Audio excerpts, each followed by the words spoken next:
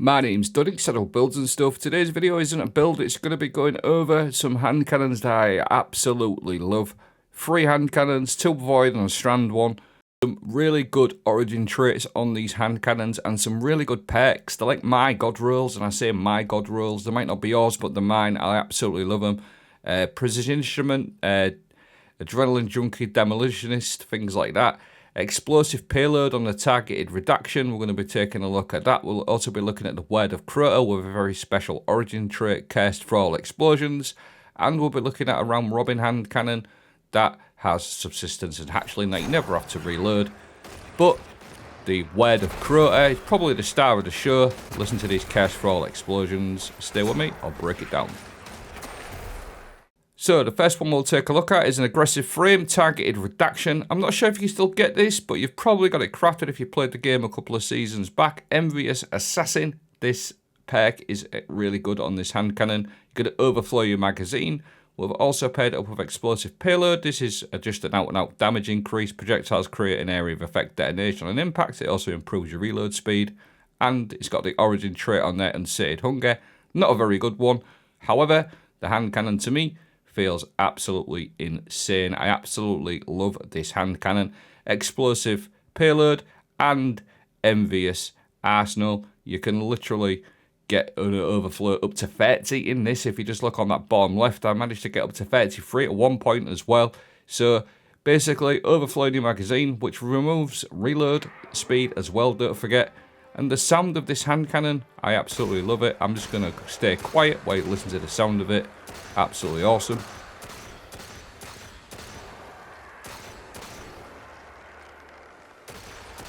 And of course, with all these, you can add to it with, just for example, the Gryphon's Hauberk. You're going to get volatile rounds, or you could also use the Spirit of the Gryphon. You get volatile rounds every time you come out of invisibility. Pair it up with something like Foe Tracer as well. On the class item is good, but the Gryphon, volatile rounds when you come out of invisibility, plus like 13 a mag. This feels absolutely awesome. I love this hand cannon. You're going to get explosions everywhere from your explosive payload and your volatile rounds. Really nice. Pair it up with your Stylish Executioner and you can be in and out of invisibility infinitely. Something like on the Prowl as well, where you can also weaken with your Smoke as well, and you can literally just run around, infinite invisibility, explosions everywhere, overflowing the magazine. Really solid hand cannon. We need to see more like this. There is another void hand cannon we're going to talk about in a moment as well, but just the feel of it and the pairing with Gryphon, just for an example, feels absolutely superb. The next one is a very tiny little hand cannon called the Word of Crota. I managed to get an Adept God roll, in my opinion, for this one. Really good, a bit of PvE and PvP mixed into there as well. It's precision frame. Now, Repulsor Brace is an excellent option because defeating a void debuff target grants an overshield. It's also got destabilizing rounds, which you wouldn't actually need if you was running Gryphons, but if you're not, destabilizing Repulsor is just an absolutely insane combo, because if you're running something like Gryphon or you're destabilizing rounds, that's a debuff, and that is going to proc your Repulsor Brace, so now you can get overshields and become invisible infinitely. Really little strong hand cannon. Keep an eye on that overshield. It is a void overshield, so it gives you quite a lot of damage reduction as well. Feels really, really nice, the Word of Crota. Let me know what you guys rolled on yours or what you've got on yours. I've got a crafted version of this as well, but when we get in the Adept one, I sort of deleted it because it sort of had the perks on that I already had anyway. Precision Instrument is another one that rolls on this. This will give you a 30% damage increase, the enhanced version anyways. Precision Instrument is really, really good for PvE and PvP. You'll see it there, proccing 6. It does put out plenty of damage, and of course you can pair it up with something like Lucky Pants. This is just 2 damage combos, really. Lucky Pants for hand cannons. Precision Instrument really makes a big difference. You could put a void debuff on there as well, like weakening, and you can see the difference from the first clip to the second clip. Really strong hand cannon, loads of good rolls on it. But the origin trait on the Word of Crota is exceptional. After defeating a target with a melee attack, final blows with this weapon cause targets to explode for a short duration. So you'll see here, you're going to get loads of cursed for all explosions popping off once you get that melee kill. And you can build into melee kills. Just look at the state of that.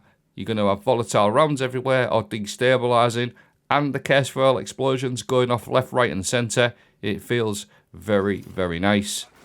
And again, I'm probably just going to stop talking so you can hear them case foil explosions.